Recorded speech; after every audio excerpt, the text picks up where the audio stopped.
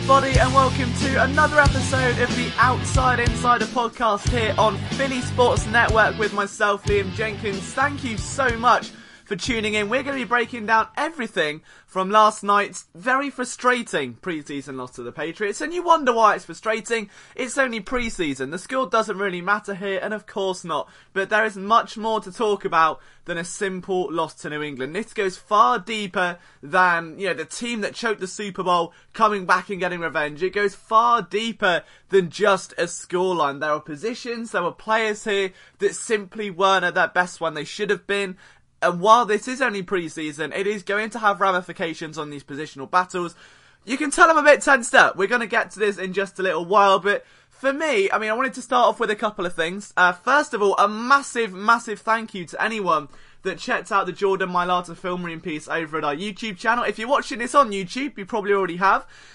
Just a huge thank you. I can't put into words how much that means. It's on 16,000 views. It's our most viewed video. It had nearly 400 likes at the time of recording this, so the support has honestly overwhelmed me, apart from, the guy that said I sound like a 13-year-old boy. We'll leave that, we're gonna put that to one side. If you are listening to this on YouTube, it means the world to me. Please make sure you subscribe, and if you're not on iTunes listening to this, I don't know what you're doing, but there is a link in the description to go directly to iTunes, hit that subscribe button. It takes 2 seconds, and you get this podcast downloaded to your phone automatically every single time. And if you like it, please rate it 5 stars, because that is the only way we're going to grow this further. We're going to have some big guests coming.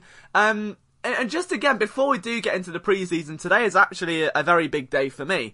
I don't really know how to put it into words, but today was the day I was able to apply for media credentials at the Eagles versus Jags game at Wembley. Now, I haven't got them. I haven't been accredited just yet. I don't know if I will be. It is obviously, hanging in the balance. But to be in a situation where I can even apply means the absolute world to me. I had to postpone recording this podcast by about 10 minutes because it just hit me like this overwhelming wave of, I'm here. It's been I was 19 when I started Philly Sports Network. And I think, if I'm honest, I've only just hit puberty now, as you can tell by the pitch in my voice. But we've come a long way in 4 years. I think I've grown a lot as a writer and as a person. I've definitely grown in terms of growing that thick skin and, not letting criticism get me down. But in terms of the journey that this has taken me down and personal growth and learning so much about what's healthy in life and what's not and how to balance a work-life sort of schedule, it's been an incredible, incredible journey. And this could be the biggest moment of my life. If I get credentialed to an NFL game, there is a document on my Mac, as I said on several times now, that I created when I was 19, filled with ideas, with mood boards, with pictures, with drawings almost, like that I've taken picture from my phone, of everything as to what would happen when I first get to an NFL game. This means everything to me. This is everything I've been working 13, 14, 15-hour days for 4 years in a row. I don't have Christmas Day off. I don't have my birthday off. I don't take breaks. And it all comes down to this. If I can get this opportunity to level the playing field with every other outlet, to level the playing field where I'm not on a 5-hour time difference, I'm not relying on the questions that they're asking, I can get in the insight that I want, it's everything to me. And you know what, if we don't get it, we're going to have the biggest event possible for Eagles fans in London. I'm not going to let that weekend go by without coming and meeting you guys and personally thanking you for giving me this opportunity. But if this does happen, I'm going to be an emotional wreck for about a week, because this is simply it's everything I've been working for, and it just puts everything into perspective. So thank you so much for even reading my work. If you hate me, like me, look at my work, say I sound like a 13-year-old boy, whatever it is, this opportunity is possible because of you. So thank you so much. But before we get into the soppy stuff, we are going to get straight back into the preseason, because I will just get a little bit emotional otherwise. So the Eagles last night, they take a bit of a pounding against the New England Patriots, and more specifically Tom Brady. But let's not focus on the score, because offensively this was bound to happen. If you're a betting man, it was a 5.5 point spread. You're looking at what you see on the field, and Nick Foles, who has missed about a week's worth of training camp, comes out without Jason Peters, without Alshon Jeffrey, without Nelson Aguilar, without Corey Clement, and is somehow expected to go in a shootout with Tom Brady? I mean, he barely won it. I did it in emphatic fashion, but he barely won it in Super Bowl 52. In a preseason game without that level of star power, it's always going to be a challenge. Always going to be a challenge. But they did well. Nate Sudfeld very much impressed me. We'll get to that later. But there's one position we absolutely have to talk about, and I've just published an article about this over at Philly Sports Network because it may be the most infuriating thing of the entire preseason so far. I'm of course talking about the running back position. And the problem I've got with this is you can look at this from a neutral perspective, view the depth chart, and go, do you know what? Things aren't even that bad. Jay Ajayi's probably going to have a monster year given that he's in his contract season. Corey Clement was arguably one of the most valuable players in Super Bowl 52, came on leaps and bounds as a rookie. And you've got Darren Sproles in special teams in the backfield and as a rotational piece who can flex out as a receiver. What's the problem?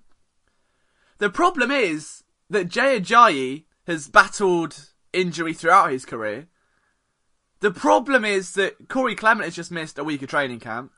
And the problem is that Darren Sproles is in his final season. There is no long-term option at running back. And if one of those three go down, which is bound to happen, I can't remember the last time an Eagles running back didn't sustain an injury. I mean, hell, they had to bring back Kenyon Barner last year. Who's up? Who is the next man up? And if you are in a workplace and you're trying to get a promotion and you're putting every effort you've got, every ounce of energy you've got, you're first in, you're last out, you're grinding harder than you ever have, and then the man that sits between you and that promotion is off sick for 3 weeks, the manager is suddenly looking at you 24/7, coaching you up, few other people around you begin to drop out. Their production drops. You have the biggest opportunity of your career to earn that promotion. There will never be an easy opportunity. It's like England in the World Cup. It's the only way I can view it.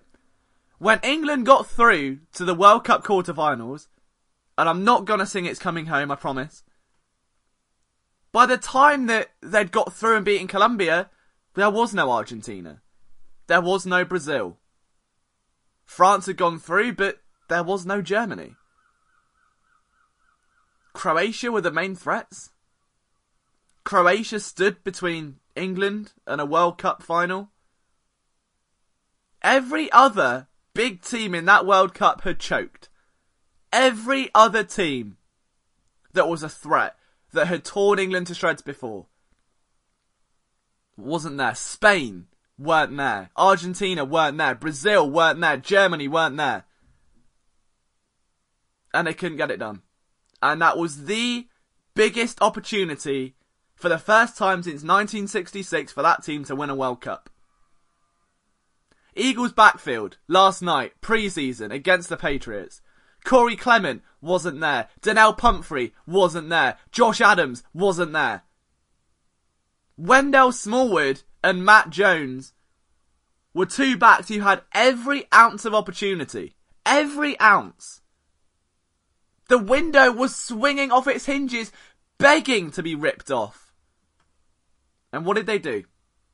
Smallwood carried the ball 4 times for 1 yard.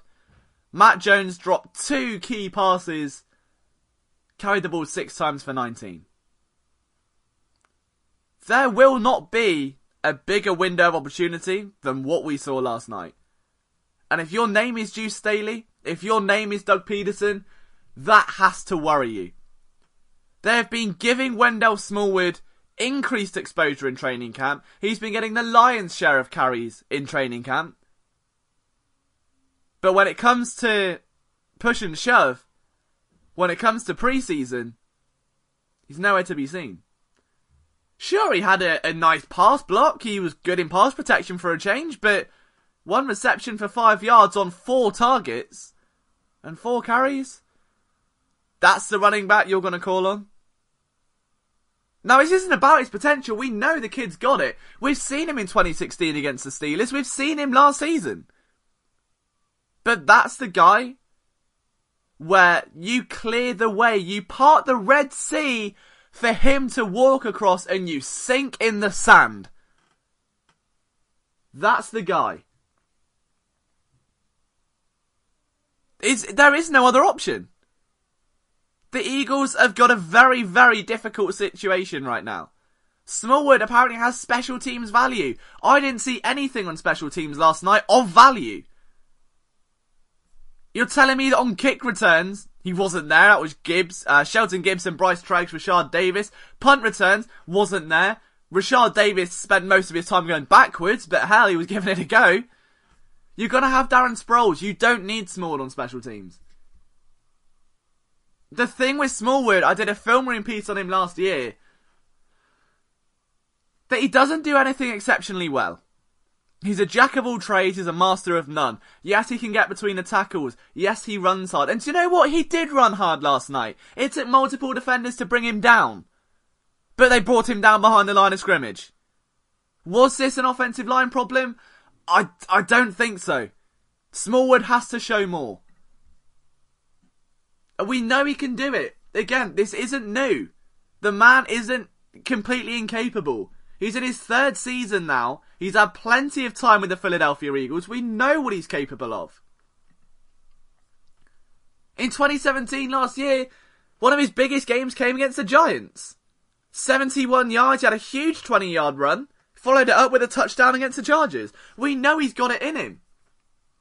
But if you're going to give someone an opportunity that big, a stage that set, where every single odds maker is in your favour, when all the chips are in your corner, and you're still not going to deliver, it's going to worry you. And it would not surprise me if the Eagles look at the waiver wire, because if Donnell Pumphrey has got to a point where Doug Pederson is mentioning the fact that there are 31 other teams watching this, he's not even talking about the 53, he's not even talking about the final roster and his potential. It's a fact that this could be an audition for Pumphrey and he's not there. Josh Adams has missed time in OTAs, he's missed time in camp, he's missed time in preseason. He will not make this roster. Matt Jones has had ball security issues throughout his career. He will not make this roster. And Wendell Smallwood, by default, is the team's fourth back, and he still can't convince us that that's a good decision. There is a problem. A severe problem. And unless Smallwood comes out and can have an emphatic third preseason game, unless he can put up a 25-yard run, unless he can find the end zone, unless he can be more decisive with the football, it doesn't matter how much those legs keep churning. If they're churning on the spot, Smallwood is in trouble. The Eagles' running back situation is not a favourable one as of right now. As I said, guys, if this is your first time listening to this podcast, or if you're not yet listening to it on iTunes, please hit that link in the description, hit subscribe, rate 5 stars. It is going to help this podcast grow dramatically. We want to be the top Eagles podcast, of course we do, but we need your help to do it, and it really does mean the world to us if you can do that. Looking elsewhere on the Philadelphia Eagles roster, it wasn't all bad. I mean, sure, the running backs were a little bit worrisome at times, but it could have been a lot worse. And frankly, one player that stood out, one receiver that stood out was Shelton Gibson again. And you have to be excited for him. 90 yards, an average of 18 per reception, and a touchdown that was an absolute bomb delivered by Nate Sudfeld. A beautiful play just inside the 5-yard line. And I think that with Shelton Gibson, what really stood out about that game, it wasn't just the fact that he can go vertical, because we know he's a deep runner. We know that is, at the end of the day, where he did thrive at West Virginia. I mean, at college, in 32 games, he had 1,898 yards, which was great, averaging 22 yards per catch. But the big thing with Gibson was that in his final season at West Virginia, he was targeted on deep looks, so over 20 yards, 29 times. 17 of those were catchable. I mean, I'm assuming the other 12 were just wildly inaccurate. But of those 17, he caught every single one for 726 yards and a touchdown. In fact, in his last 2 collegiate seasons, 36% of his catches went for 25 yards or more. So we know the man is an absolute home run hitter, and in his rookie season, let's be honest, he was debating going back to college or staying an extra year. Maybe That year maturing on the sideline, as he mentioned after the preseason game, learning under Alshon Jeffrey, learning under Nelson Aguilar, learning under Mike Groh. Maybe that just helped him a bit. Because this preseason, he looks like a completely different receiver. But as I said, what really stood out wasn't what has been delivered, because we know he can do that. As I just said, we know he's been a home run hitter. That's his trademark. But when he's lined up opposite McCourty in a goal line situation and can make him look stupid as if it was Steph Curry breaking an ankle of someone of the Brooklyn Nets, that's a positional jump you want to talk about. That is a leap in development. Someone that can add another layer to their game. And as a receiver, you need that. You can't just be a one-trick pony, and that's largely what Gibson was at West Virginia. To have that level of intricacy in route running. I discussed it last week with his hand placement and the way he's able to shift across the cornerback's face against the Pittsburgh Steelers on the first home run hit. But on a 5-yard, essentially it was a goal line fade, to get across McCourty's face, to cut back the other way, and then so easily with all that separation, turn for the ball, adjust and make the catch. That's a big improvement. A big time improvement for a player that could well have a big time impact on this team. Because again, the Eagles receiving corps isn't exactly littered with depth right now. Alshon Jeffrey still battling a shoulder injury. Nelson Aguilar missed preseason. Mike Wallace has been kind of having a lot of rest days during training camp. Who comes in behind them? We know it's going to be Mac Hollins, but is it Marcus Wheaton? Who I don't believe yet has actually made a preseason reception. Is it going to be Kamar Aiken, who is, well, he didn't do anything last game. He didn't make a catch at all. Is it going to be someone like Rashard Davis, who on punt returns runs the other way? Shelton Gibson is a lock at this point. Because that's 2 preseason games in a row. He's come out of the gates flying. And 2 games in a row, he's won the race by about 3 or 4 lengths. There is no other receiver beneath Gibson on that depth chart that is even close to threatening his stature at this stage. And that is a huge boost. It's a great thing to see Shelton Gibson doing so well. And I'm sure that every Philadelphia fan, especially after the Nelson Aguilar scenario, especially after what we've seen previously and the year out that he took and the mental health that he struggled with and that lack of confidence, to see Gunter Brewer get that best out of him, you can only be happy. And I, for one, really, really hope that Shelton Gibson is filled in a bit more, because the Eagles still need that home run hitter. They tried it with Torrey Smith, it was inconsistent. Mike Wallace appears to be a much more well-rounded answer, but we haven't really been able to see too much of him just because of his activity in camp and lack of it in preseason. Gibson's a long-term option still. He's still going to be in his 2nd season, and there's going to be a huge upside for him.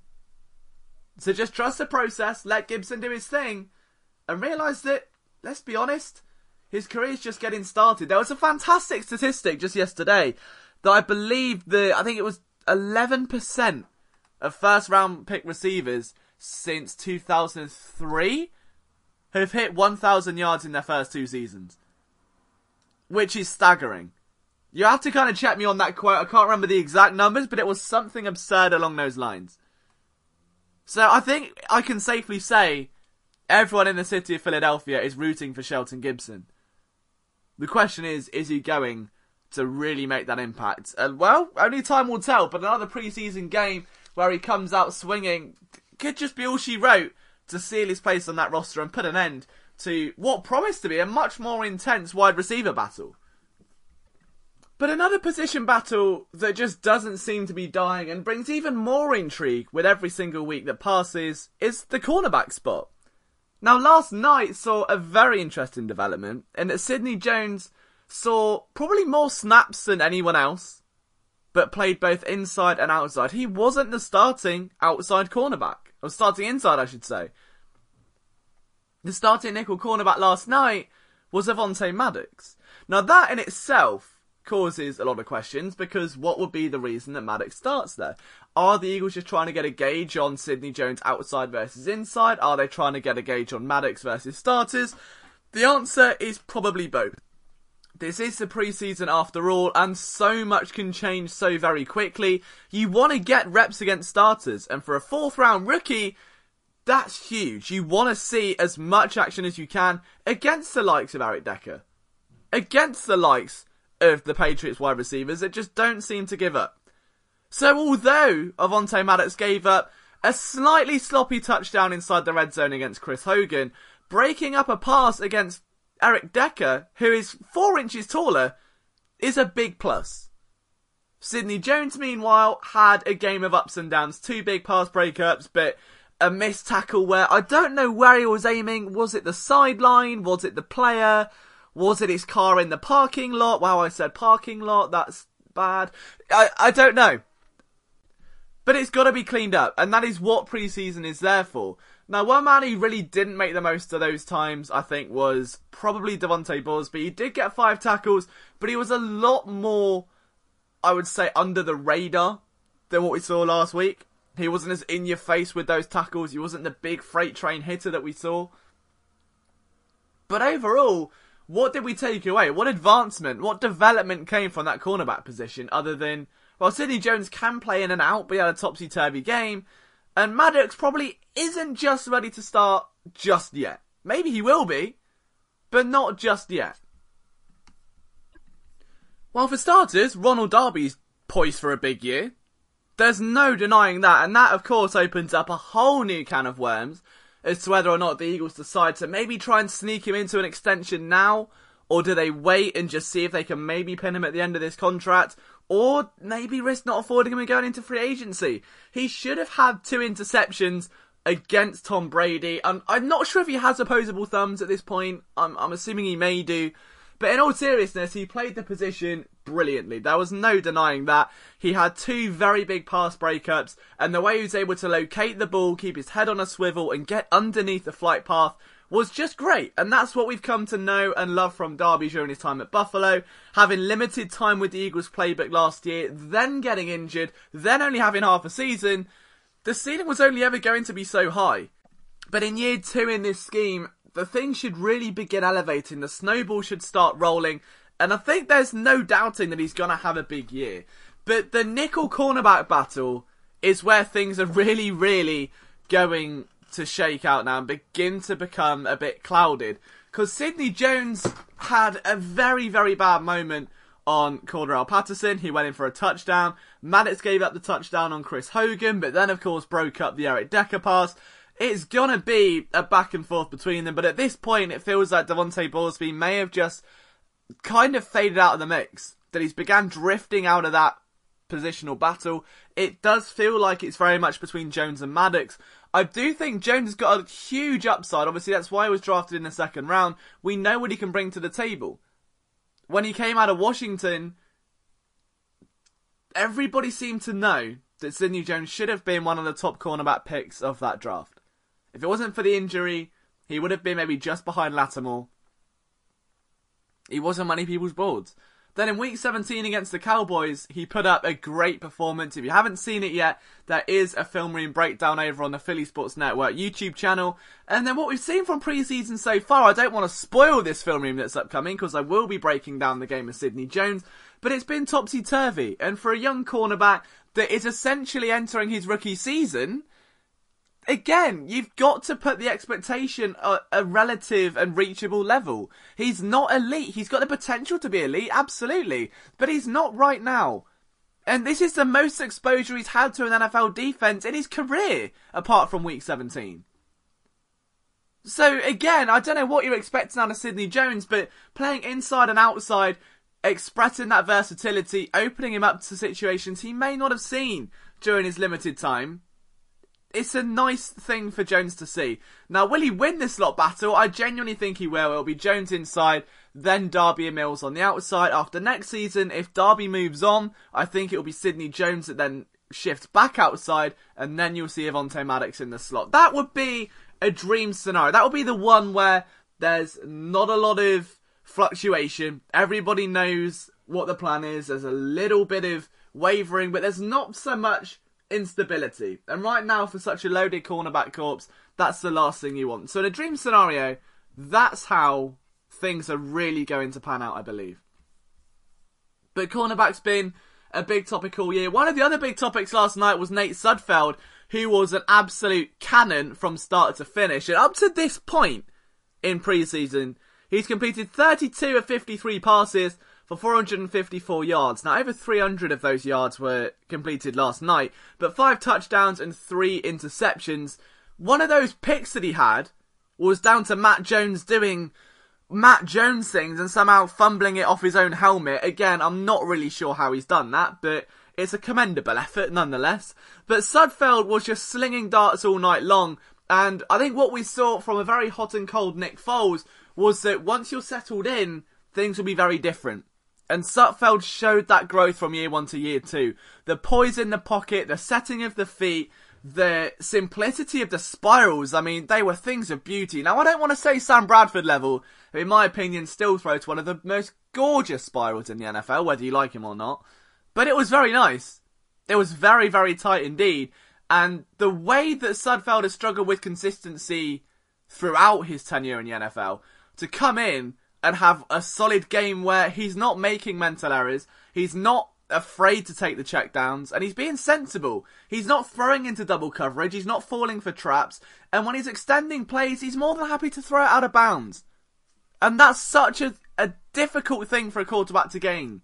To have that level of self-awareness to go, do you know what, I've extended that play, but there's still nothing open. What's best for the team? Sling it out of harm's way. How even Gostkowski made a beautiful catch on a Sudfeld spiral. That's how nice they are. That says a lot. But to be honest, Nate Sudfeld, in my opinion, was the biggest winner last night because he just wasn't off. There wasn't really a single time where he took that snap and you felt a bit concerned that it could be a turnover. No matter what receivers he was working with. Now, bear in mind, most of that game, he was working with Bryce Treggs is his main target. Dallas Goedert, another. But it wasn't like he was working with starters throughout. That job was, of course, given to Nick Foles. So for Sudfeld to come in, launch deep bombs time and time again, establish that confidence. Put it this way, would you rather have Nate Sudfeld or Matt McGloin as your QB3? Would you rather have Nate Sudfeld or actually maybe not Dane Evans, because the Dane train was an emotional roller coaster we all miss. But seriously, Nate Sudfeld or Dane Evans? Would you rather have Nate Sudfeld or Chase Daniel? If your answer is 3 out of 3 Nate Sudfeld, you're probably correct. Congratulations, because that man is coming on leaps and bounds. I mean, Matt Hollins called him a future MVP. Shelton Gibson was pretty much dirty talking that spiral last night. He's got very strong potential. And the plan with Sudfeld is always going to be what Doug Pederson intended from the moment he walked into that Eagles building. To get a QB3, to develop him, and have that become the backup to Carson Wentz. That was always the aim. They never found that. They've got it in Sudfeld. And if Foles goes off to be a starter next year, Sudfeld will be QB2. And that's the long-term plan for this team. 100%. But it's interesting with Foles, who came in so inconsistent and a bit cold, because it's one of those things where people will look at that at first glance and say, oh, well, Foles is hot and cold. That's 2015 Nick Foles! Oh, that's pre-playoff Nick Foles! Oh, that's Nick Foles in the championship. Yeah, was it? Was it? I would say that's Nick Foles, who has missed a week of training camp, hasn't played a proper football snap since February, has written a book in that time, has been dealing with kind of shoulder soreness, comes out, gets walloped, and is without his starting left tackle or 2 wide receivers against the Patriots defence at starting. And let's be honest, I think that if the offensive line played half competent, this wouldn't be a discussion and Foles would have been a bit more successful. Halapoulivaati Vaitai laid an egg. Laid an egg. There's no denying that. It was an awful game for Halapoulivaati Vaitai. Not only that, but Stefan Wisniewski as well had a really big struggle. He drew a couple of penalties, but that Patriots D-line, I mean, Claiborne was absolutely killing Foles. Time and time again. Absolutely ripping him to shreds. And then you had the big hit. So now Foles comes out. And this brings us on to another point, which was there was way too many injuries. Nick Foles, Richard Rodgers, Stephen Roberts, Taylor Hart. Well, Taylor Hart, I mean, it's not really a huge roster battle contender. But Kamar Aiken, Josh Perkins. I believe Bryce Treggs as well was the one I'm missing. That's a lot of injuries to take. Bear in mind, Alshon Jeffrey was out. Nelson Aguilar was out. Matt Hollins was out. Corey Clement was out. Brandon Graham was out. There's quite a lot of concern when you're losing that much depth. Now, of course, a lot of those guys I just mentioned are going to be absolutely fine for week 1. Bryce Treggs, I spoke to a source earlier today, is expected to miss a few weeks. So he should be ready for week 1, but that's probably going to put a big, big dent in his chances of making the 53. It wouldn't surprise me if he gets waived or put on the IR list at this point, stashing him away. Jordan Mailata was a man we didn't see more of, unfortunately, but he didn't get injured, which was probably a huge plus. But I think maybe the most damaging would be to Richard Rodgers. That was the man that got carted off. So with a bit of luck, that won't be a serious injury. But if it is, that leaves Zach Ertz and Dallas Goedert. They need a blocking tight end. You're then looking at, again, default Billy Brown, because Josh Perkins went off injured. So all of a sudden, like a Wendell Smallwood type scenario, the tight end picture begins to get murky. So it's really now going to change the dynamic of this team as they prepare for another preseason game a week from yesterday. So be wary of that. The injuries are going to play a factor. But we've moved on from the quarterbacks. We've spoken about the injuries. There's only really a couple of other areas to talk about. And I think one of them has got to be the new helmet rule. Because for, I believe it's 4 times in 2 games now, the Eagles got penalised for lowering the helmet. Now, how many times did they actually lower the helmet? Probably -7. But let's be brutally honest here, the penalty is absolutely awful. It's an awful decision to implement into the NFL. It's almost like what's happened is there's been someone on the board that's rallied for this catch rule, that he's been trying to make, what's a catch, what's not a catch. That's been his job. He's been working at the NFL for 30 years now, and his sole purpose is to determine what's a catch and what's not a catch. But now, with all this technology and all the rule changes, little Jimmy doesn't have a job. So little Jimmy has panicked and gone, well, what else can I do? What else can I get people confused about and still have a job for? I know. Let's make tackling absolutely impossible. So now little Jimmy has a job again. Well, I hope you're happy, Jimmy, because the NFL is now completely ruined. Because now you literally have to walk up to someone and push their waist to get away without having a pet. It's honestly so difficult. I could not imagine I can't imagine trying to tackle full stop, bear in mind, I'm 6'3" and look like an actual ramen noodle. But the point is, if you're playing football, which is, in essence, a masculine game designed to assert your authority over your opposition, which is, in essence, a game where you're trying to literally destroy the man in front of you, which is, in essence, probably the most testosterone-exuding sport on the planet, and you've spent your whole life, from high school to college to the NFL, trying to hit as hard as you can, as ferocious as you can, to make your mark, to make them not want to throw your way again. And now all of a sudden, you've got to go, maybe if I just lean my head to the left a bit, maybe just do. It's gonna hurt the NFL. There's no doubting it. But the thing for this Eagles defense is because they play so fast, because they play so aggressive, because it's one-track minded and they're throwing themselves into these tackles, that it's beginning to sting.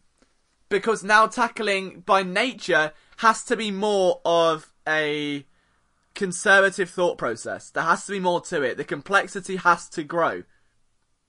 There is no more line up, target, fire. It's line up, target. Oh, shall I maybe I'll move out to the left a bit. Let's just adjust and wait. And oh, he's gone. He's gone. And that's a touchdown. It's a new challenge. For other defenses, where they play a bit more bend but don't break, it may not be as much of a problem. But this is a defense that has been embracing that underdog mentality for years now. That it's been taking on this hit as hard as you can, leave your mark type persona. And it's being washed out. And regardless of what you think of the rule, the Eagles have got to find a way around this. Because if they keep this up, if they keep letting up these penalties and they fail to adjust and they're failing to make those tweaks and amendments in training, they're going to struggle in the regular season. Because it is a punishing penalty. It is one that will take a drive, momentum for a defense, squander it and end in a touchdown the other way. Jim Schwartz and Corey Undlin and whoever else on that coaching staff have to start to do better now. They've got to start coaching this tackle. They say that tackling is the most important part of preseason because you don't really get to tackle live during training camp. This is it. They have got 2 games to tidy this up. In fact, 1 because the starters probably aren't going to play in week 4. You've got 1 game to tidy this up. If the Eagles can go through week 3 without giving up one of those dumb calls, then I would see that as an improvement. But if it still haunts them, there is work to be done, and it is a genuine cause for concern. But either way, there was still plenty to take from that preseason game, wasn't there? There was a lot to talk about from there. And let's just take it. So what I always do when I watch these games is I try to make notes as much as I can, because it's what gives me the context for my articles, and it gives me that inspiration where if I need an article idea, I come to this note. What I wanted to do was, I've done this before on the podcast, is just go through these notes and see what stands out. What are the common themes, just from the first half, to get an idea of where the starters are at. Eagles come out swinging with a huge shot, incomplete. I mean, that set the tone for the afternoon, didn't it, really? I mean, Wendell Small wasn't going to get it. Foles, it was like, yeah, they wanted to come out and make a mark against the Patriots. Just dig that hole a bit deeper, couldn't do it. Leak pressure on the first drive, Foles couldn't set his feet. I put that down to the O-line. Pats come out in no huddle, Foles start on long. Big tackle on White by Maddox, missed tackle by Jordan Hicks. The problems are already starting. Opening Patriots drive looks awfully familiar. Maybe Belichick has learned a thing or two from the team that stood in the way of a dynasty. I'm glad that Liam, who was up at 3 a.m. writing this on way too much coffee, still had the wherewithal to make a Super Bowl joke, because I'm impressed with that. But honestly, the way the Patriots offense worked, I've not seen the Patriots ever throw that many screens. Ever. Now, maybe it's just because of the way the game panned out. Maybe they were trying different things, but it looked like a very different Patriots offense to me, and it was one that was scarily similar to the Eagles. Maybe they're fighting fire with fire. Who knows? But either way, if screens are going to become more and more of a factor in the NFL, which they certainly are, and nickel formations are rapidly becoming the base, then things have to get better. The Eagles have got to be better. Jordan Hicks, who is in his final contracted year, having been injured 2 years out of 3, has got to be better. I mean, that is our top linebacker prospect. That is the Eagles' top linebacker in the middle. If he can't find a way now to improve, if he begins to regress, which is something nobody has even considered, they're in trouble. That's got to change.